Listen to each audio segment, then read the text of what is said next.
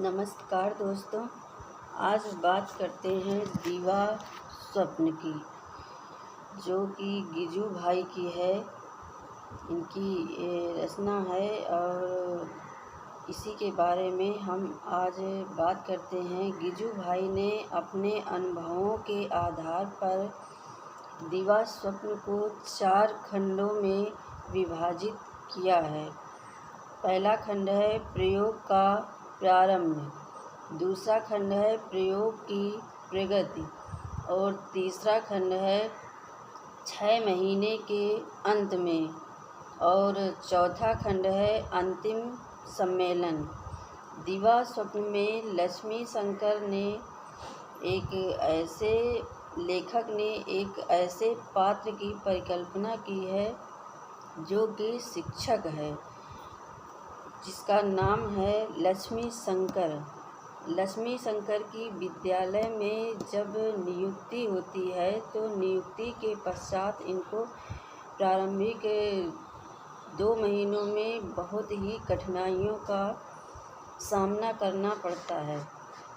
2 महीने के अंतराल में इन्होंने विद्यार्थियों के बीच रहकर जो कुछ भी अनुभव किया, प्रथम खंड में उससे संबंधित सारी चीज़ों की चर्चा की गई है। इस खंड में बाल मन को समझने का सफल प्रयास किया गया है। शिक्षक लक्ष्मी शंकर जी ने बाल मनोविज्ञान को समझाते हुए बालकों की जिज्ञासाओं को जानकर उन्हीं के अनुसार शिक्षण नीतियों को तैयार करने का पूरा प्रयास किया है और वो बालकों के अनुसार शिक्षण नीति तैयार करते हैं।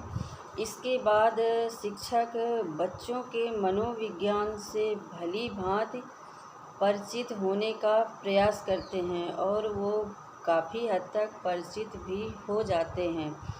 इसके बाद वह कहानियाँ, खेल, नाटक व भ्रमण के माध्यम से शिक्षा को बालकों की रुचि के अनुसार बनाकर उनको शिक्षित करने का पूरा प्रयास करते हैं। दीवा स्वप्न के प्रारंभ में दर्शाया गया है कि लक्ष्मी शंकर को एक मदरसे में अध्यापक के रूप में नौकरी करने का अवसर मिलता है और उनको कक्षा 4 की कक्षा में पढ़ाने का अवसर मिलता है और उनको पढ़ाने के लिए कहा जाता है। जब लक्ष्मी शंकर कक्षा 4 में पहुंचते हैं तो उन्हें मदरसे का माहौल कुछ ठीक नहीं लगता। मदरसे का माहौल ऐसा था जो कि डर युक्त था और शिक्षक बात बात में बच्चों को डांटते थे, चिल्लाते थे। बच्चे इतना डरे हुए थे कि वो पढ़ाई की तरफ उनका ध्यान ही नहीं जाता था।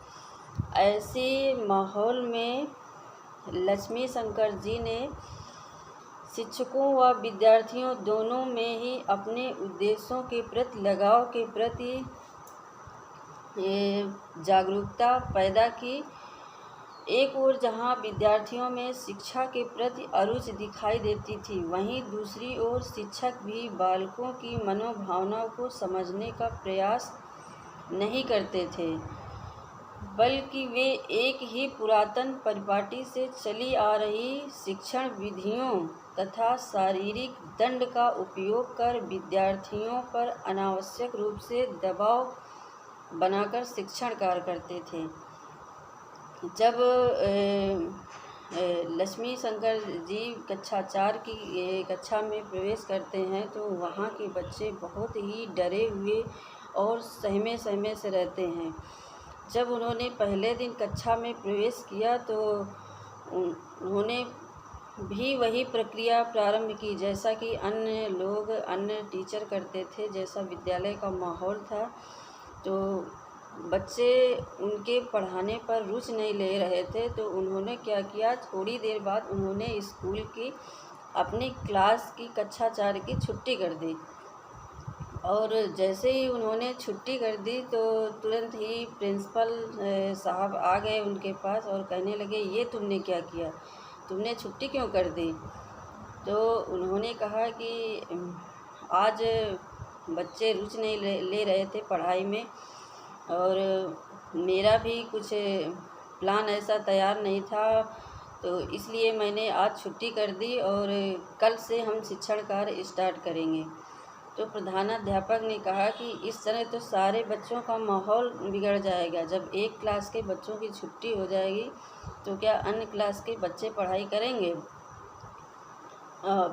तो उनकी इस बात पर लक्ष्मी शंकर जी ने कहा कि सर, मुझे एक मौका तो दीजिए, मुझे सोचने का मौका तो दीजिए,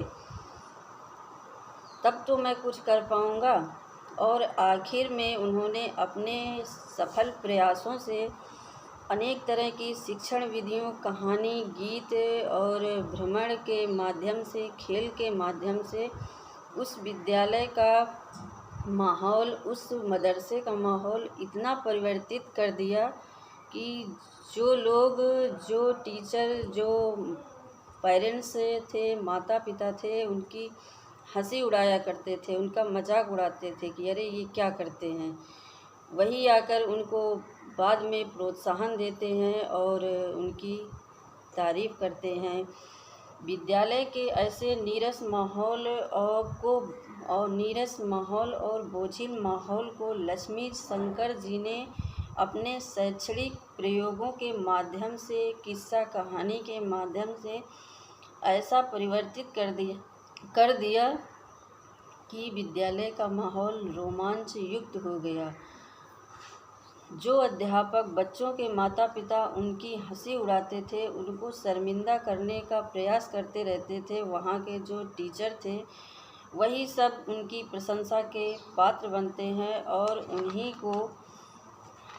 को उनकी क्षमता के अनुसार उनको प्रोत्साहन करने का प्रयास करने लगते हैं, शिक्षण कार्य करने लगते हैं, जिससे विद्यालय का माहौल खुशनुमा हो जाता है और अनुशासन युक्त व डर युक्त हो जाता है।